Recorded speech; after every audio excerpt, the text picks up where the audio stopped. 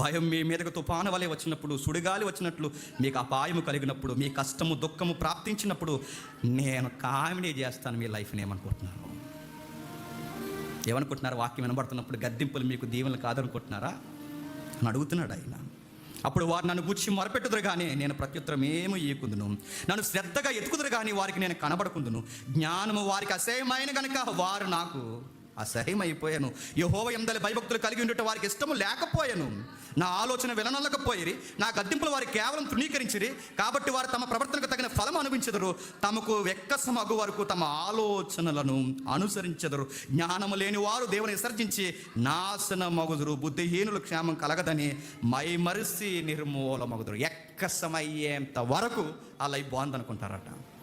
ఆ రోజు ఎదుగుతారు, ఆ రోజు నన్ను అడుగుతారు, ఆ రోజు ప్రార్థన చేస్తారు. ఆ రోజు నేను వీళ్ళకి కనబడను. ఆ రోజు కనబడిన మళ్ళీ చెప్తున్నాను. ఎన్నిసార్లు బతుకులాడు.